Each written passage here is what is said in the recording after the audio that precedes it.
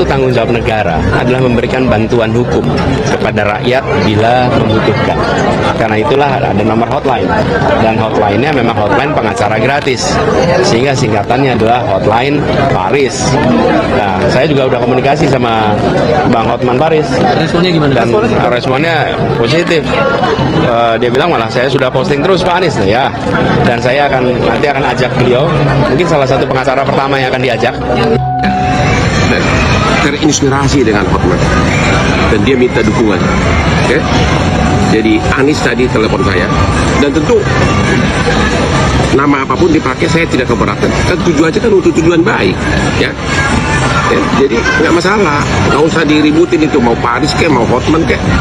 Dan saya melakukan ini sudah lebih dari 10 tahun, sudah ribuan warga yang saya tolong, dan saya melakukan ini bukan mencari popularitas, karena saya sudah populer. Bengawan Solo, riwawatmu kini. Solo heboh lagi, bukan karena Bengawat, tapi karena pertemuan viral Egy Sujana CS dengan Jokowi yang telah menghasilkan perdamaian. Apa yang terjadi? Apakah Egy Sujana nyalinya ciut? Atau memang dia udah sadar bahwa ijazah Jokowi benar tidak palsu? Atau memang Jokowi itu memang terlalu kuat di negeri ini? Bagaimana dengan proses SP3 yang begitu cepat? Dan apa yang akan terjadi sama Roy Suryo CS? Apakah dia akan berangkat lagi ke Solo? Biarkan orang saling tuduh, biarkan orang saling tuduh. Hotman hanya butuh stamina agar tetap bisa mewakili, memberikan bantuan hukum kepada para konglomerat dengan honornya yang begitu banyak, dan sesekali membantu rakyat kecil. Saya hanya butuh stamina. Himbauan Anda kepada 6 orang ini apa? Masih tersangka ini datang ke Solo, silakan Anda buktikan himbauan kebenaran. Anda. Oh enggak, saya tidak menyarankan dia ke Solo. Silakan buktikan apa yang menjadi keyakinan Anda. Lanjutkan. Artinya apa kalau yang menjadi perjuangan berjuang atau masuk penjara, begitu kan? Oh, soal penjara itu bukan kewenangan Bang Hotman, bukan kewenangan saya. Kita sama-sama kayak ini, Bang. Oke, jadi itulah himbauan Anda. Himbauan saya ini pasti berhenti di jalan. Pasti berhenti, nggak tahu alasannya kenapa. Anda mau mengatakan sebagai pengacara Jokowi karena sudah hampir pasti bakal diadili. Sekarang pikirkan, mau berdamai atau memang akan dipenjara. Jika ini berlanjut, jangan dihalang-halangin dengan segala macam. Itulah himbauan Anda. Sekarang politisi kita, saya mau Anda jawab dulu jujur. Apa benar Egy Sujana banyak dimaki masyarakat gara-gara dia berdamai dengan Jokowi? Kalau kita melihat sentimen publik di media sosial, memang cukup dibully dan cukup memang babak belur. Dulunya sangat kritis, menuding kanan kiri, tapi pada akhirnya ada islah dan perdamaian. Itu faktual. Itu tidak bisa dibantah. Faktual lainnya adalah ini kasus dihentikan untuk Bang Egy dan damai.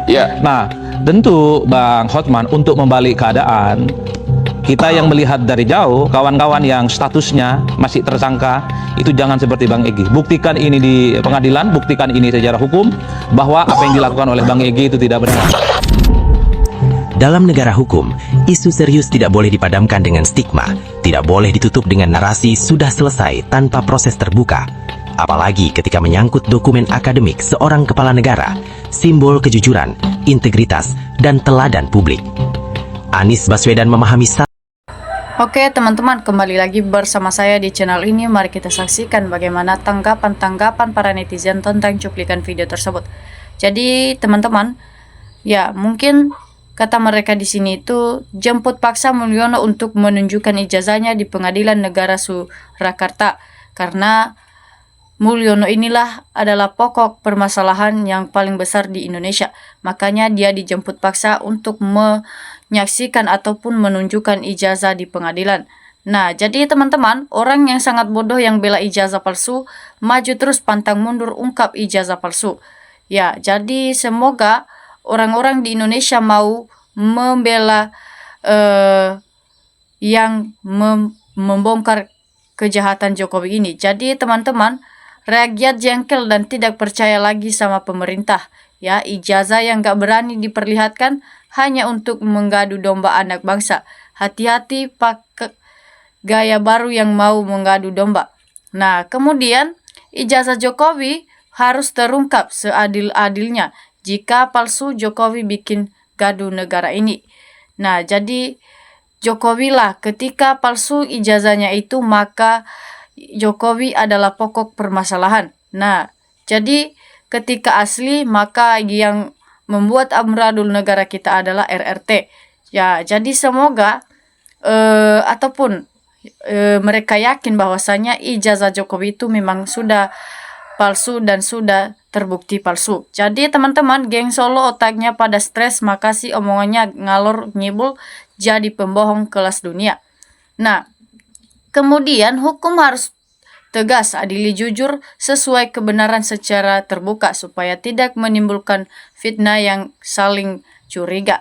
Jadi hukum harusnya jujur dan adil ya, karena secara terbuka supaya tidak menimbulkan fitnah dan saling curiga kepada yang lain. Jadi teman-teman, sebenarnya itu hukum harus tegas dan adil ya, karena hukum itu tidak boleh memandang bulu siapa yang melakukan kejahatan ya.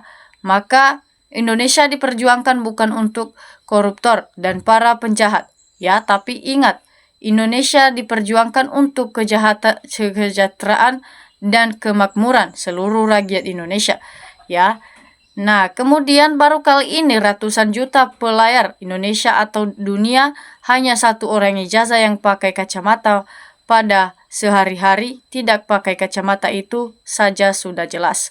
Jadi di Indonesia itu baru kali ini terdapat yang membuat jadi ribet negara kita itu hanya satu orang ataupun hanya ijazah yang memakai kacamata. Memang jelas. Makanya rakyat curiga karena baru kali ini mereka melihat bahwasanya tidak ada yang boleh memakai kacamata di ijazah.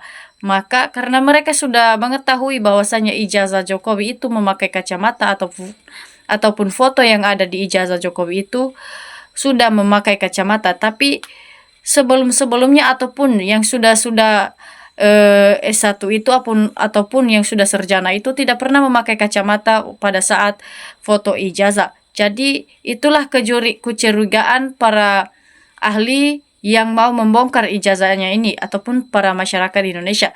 Nah, jadi dari situlah kita mengetahui bahwasanya ijazah Jokowi itu benar-benar palsu. Nah, kemudian semoga ijazah Jokowi segera terbongkar, entah asli entah palsu, biar tidak terjadi kegaduhan di medsos. Nah, lanjut, semua rakyat dan perjuangan RRT semua bisa terjebak ke gorong-gorong yang sedalam-dalamnya kalau semua yang menjadi penegak hukum seperti KPU, Kapolri, MK, dan PDPA semua masih berpihak kepada pembohong untuk asli dibela dan dilindunginya.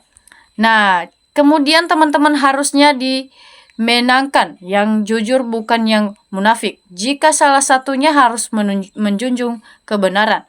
Nah, jadi ketika ada orang yang mau jujur tidak pernah munafik dengan kasus ini, maka itulah yang menjunjung tinggi kebenaran sebenarnya dan bisa diakui sebagai orang yang paling jujur di Indonesia. Jadi kecurangan dalam pelaksanaan pileg maupun pilpres adalah satu lembaga KPU, maka komisioner KPU lah yang harus diganti total ataupun anggota KPU dan ketua KPU-nya beserta jajarannya maka harus diganti karena memang mereka ini yang tidak pernah berpihak dengan kejujuran. Jadi semoga orang yang bersalah dan temannya mendapat hukum Allah yang sebenarnya dan diadili oleh Allah sendiri. Jadi karena mantan-mantan presiden sebelumnya pada ayem tentram bersama keluarga, tapi kenapa yang satu ini hanya bikin ricuh? Jadi sangat yakin, terlihat sangat haus kekuasaan negara ini jadi kacau. Nah, jadi presiden-presiden dulu ataupun mantan-mantan presiden dulu tidak pernah terjadi hal seperti yang dilakukan Jokowi saat ini, ya. Karena mungkin mereka menjadi presiden itu melalui hal yang benar, bukan seperti yang dilakukan Jokowi, menghalalkan segala cara untuk memimpin dan menguasai negara Indonesia. Ya, jadi mungkin yang mereka rasakan itu ataupun yang mereka rasa bahwasanya Jokowi itu haus dengan kekuasaan, makanya menghalalkan segala cara untuk menjadi presiden kita di Indonesia. Jadi teman-teman, di mana para elit politik bukannya memikirkan kemajuan bangsa dan negara dan kemakmuran rakyatnya. Jadi kalau seperti ini Indonesia akan jalan di tempat, Indonesia emas hanya akan jadi slogan saja alias mimpi.